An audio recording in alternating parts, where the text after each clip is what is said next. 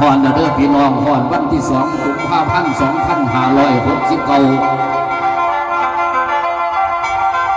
ชนเผ่าพุทธรักษาหีบข้องบ้านเมืองเจริญร้อยตามองค์พระศาสดาโลกองค์สมมาสัมพุทธเจ้าคุณแม่บุญทวงเด็ดดวงศิลปินมรดกอีสานสืบสานควมปิ่นหมอลำมอไผ่ภูขาหมอลำสมพงษ์มาพรหมอลำบุษาหมอลำจุลีรัตน์ขอบด้วยหมอแก้นปีชาปิ่นของดีอีสานเสียงของแผ่นดินอีสานคือหมอลำก่อนสายท่านต่างๆเชิญบริจาคไม่สวรรค์ด้านทรายของห่านหมอลำที่แม่ฟังลำไปพร้อมเนาะแม่เนาะปวดขาก็ยกขาไว้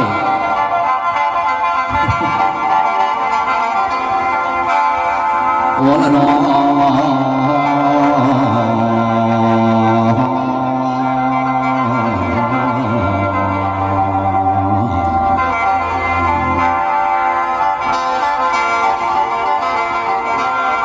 ความเจริญของชาวนาพาให้สุขสมบูรณ์แต่อดีตการจนกระทั่งปัจจุบันเป็นกระดูกสันหลังของชาวไทยมานานพระคุณพันเสริมทรงดำรงไว้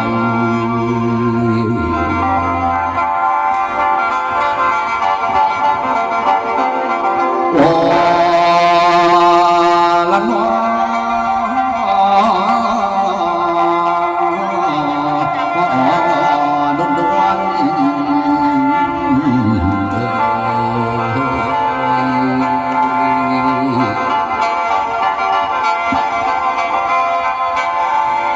เอาเด้อประเทศไทยเฮานี่การทำหน้าปิดอย่าเป็นสารพัดทิศใบแนวเขาดีกำลัง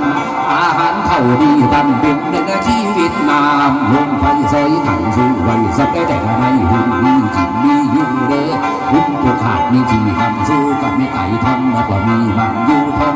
ชีวิตเข้าตั้งต้นหน้ากำทำนะทั้งทุกทีหาปลาถึงเอ็มเศร้าเวลามีเขามีส่วนมีให้เด้อลุกในใดในไข่ลูกค้าห้องสีพอดี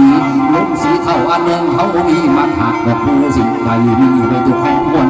ต่อคือตั้งแต่ต้นโลกว่าท่านจะลืมพากระดึกพาทุกสัตว์มุ่งลำว่าทำมองถึงมีดังสักทางเด้อลุกในสักกะลังเหยียบไทยมองหน่อยต้อยแห่งทุกวันนี้เป็นเอิญว่าคกแห่งสีแกงไปกินบ่อได้ยินเสียงต่ำหมูเสาสุ่งสั่นว่าที่อยู่หลังอีก่อนหลังที่ควรเจอมาทันหอดเดียวมีสุขตลอดก็จะเลื่อนเลื่อนดินมาให้หน้าดีบินนาให้นั่นดีดีเวียนบินนาปีสิมาจะสิได้รวยใหญ่โตลุงติดขัดและไทยน้อยแอกน้อยบินนาบ่มีไว้อีตู่บ่ได้รู้หัวงานพอท่านตกถึงหลังหนูเขาก็รู้พอรถแท็กเตอร์ได้ย่อไปได้ไทยหน้าเด็กเขาห้อง12ของเล่นดูขึ้นกูคุยเฮาด้วยเขาเดียวเงินเรียบปีไข่เข้าไปไล่เก็บได้แท็กเลยทำมันต่อไม่รอเห็นบักศพไผ่เขาเด่นจันไงเฮาถึงตักมันเดือดลุงบางใบหวยดิ่งลงไผ่ทั้งขึ้นเป็นมือว่าคือกวยดอกดอรัฐบาลติดต่อส่งเข้ามาส่งหรือไทยเขาส่งไทยบริษัทสั่งไว้ตั้งทุนครผู้ฝูงมัวเขาเช่าหน้าต่อว่ายังไงต่อไปสิมีเรื่องบ้านเมืองกันดุหูลู